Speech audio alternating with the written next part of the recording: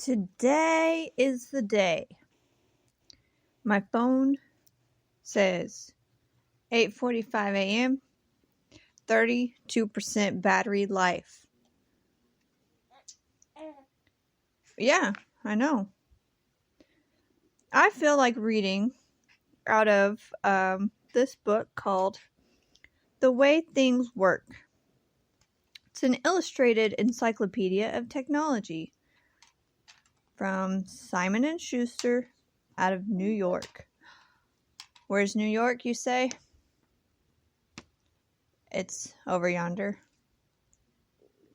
Across some mountains and valleys. Desolate plains. No, I don't remember. There's some rivers to cross. Okay, let's get to it. The foreword. All rights reserved. This is a copyright from 1967. Second printing. Okay. Oh, good, you're listening. Here we go. Forward. This volume is not a reference book. In the ordinary sense, it has been designed instead to give the layman an understanding of how things work.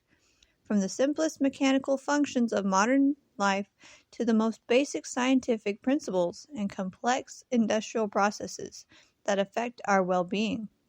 The result is, we believe, a unique book, a graphic and original introduction to the modern world of technology. Yeah, technology! When it was originally published in Germany, this book was called, excuse me for not knowing how to pronounce this, Wie funktioniert das? How does it work? ? That question remains the key to the purpose and layout of the book. Here you will find the answer to the question posed by the inquisitive child who wants to know how a vacuum cleaner or a refrigerator works, or by you yourself, puzzled by the complexities of lasers or the secrets of Polaroid color photography. A page of descriptive text faces the colored drawing to which it refers. Certain common principles have prompted the grouping on successive pages of related machines in which these principles are applied.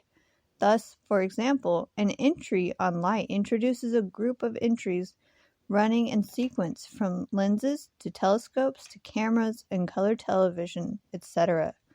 The various subjects are shown in lists of contents, overleaf, and may prove useful for cross-reference purposes. In addition, there is a full index at the end of the book, in which both machines and topics are listed alphabetically. Yeah, my favorite! The translation and adaptation of this book from the original German into English was conceived and carried out as a joint Anglo-American project, every effort being made to make the book useful to both American and British readers. In certain places, British terminology has been used. Oh no! You don't like the British? I'm sorry. Yeah, it'll be alright. You don't have to remember those days.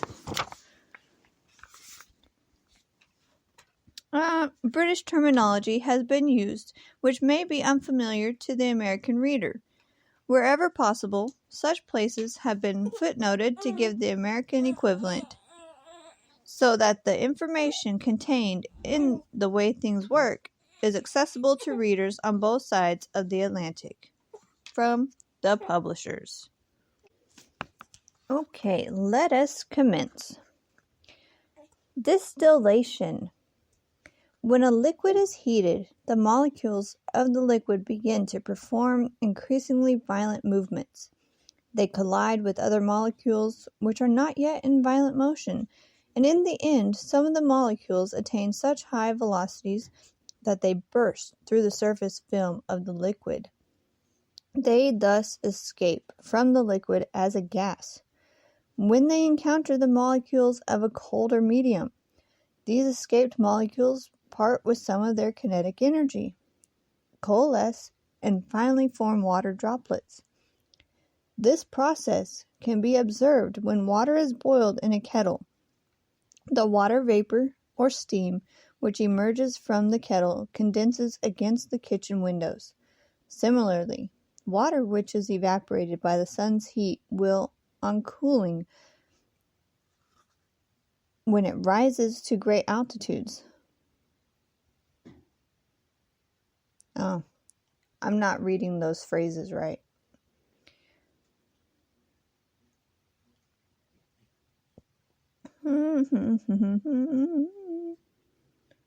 Try this again. Similarly, water which is evaporated by the sun's heat will, on cooling when it rises to great altitudes, similarly condense to tiny droplets, clouds, which may eventually coalesce into larger drops that fall as rain. That sentence structure was just hard for me to understand. I don't know. In chemical technology, this process is performed in a distilling apparatus, which, if it is of large size, is known as a distilling column. In this way, distillation is used for separating evaporable substances from non-evaporable ones, or separating substances which evaporate easily from others which evaporate less easily. Distillation is therefore a process for the separation of substances according to their volatility. The portion which evaporates when heat is applied and which is subsequently condensed by cooling it in coolers is called the distillate. The portion which does not evaporate is called the distillation residue. Distillation is one of the most important methods of purifying volatile substances and has been practiced for thousands of years.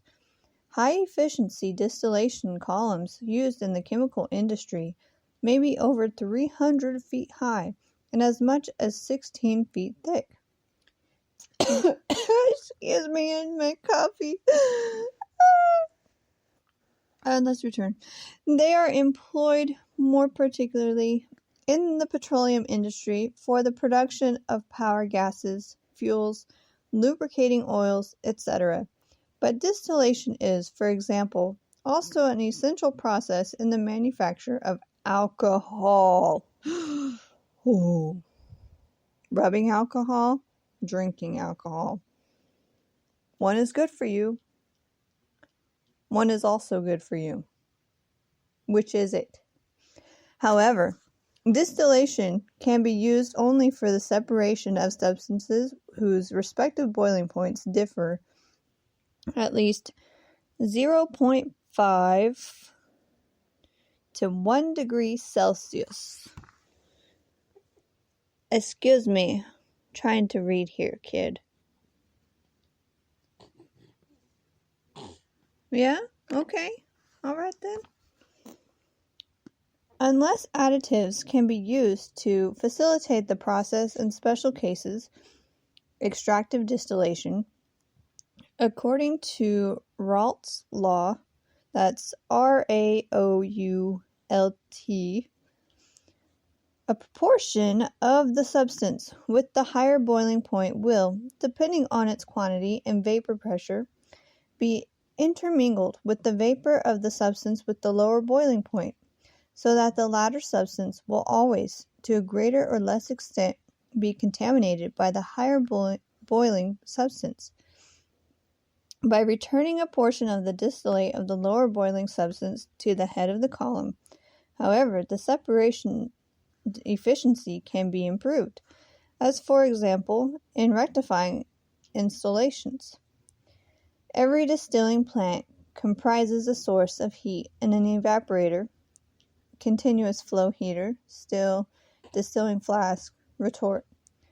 For the separation of more volatile mixtures, a fractionating unit is attached to the evaporator, so that a distillation equilibrium is established depending upon the qualitative and quantitative composition of the mixture, and the effect upon the temperature and pressure.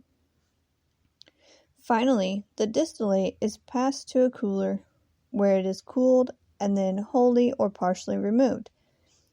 In difficult separation processes, a proportion of the distillate, depending upon the nature of the problem and the separation, the efficiency of the column, is returned to the column. Various forms of distillation are distinguished. One-way vacuum molecular pressure and dry distillation. In the last mentioned process, it's not that bad, really. No, it's not. I don't know what the fuss is about. I'm almost done. Promise. Okay. In the last mentioned process, a non-volatile substance, such as wood, is split up into distillable components by the application of heat. And that there is how we learn about distillation. I will leave a picture somewhere. We'll have to do a scavenger hunt or something.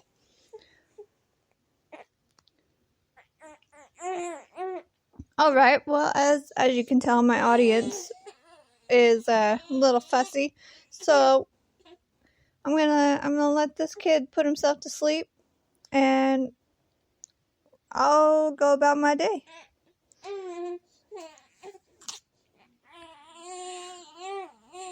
Yeah, say goodbye. Okay, bye.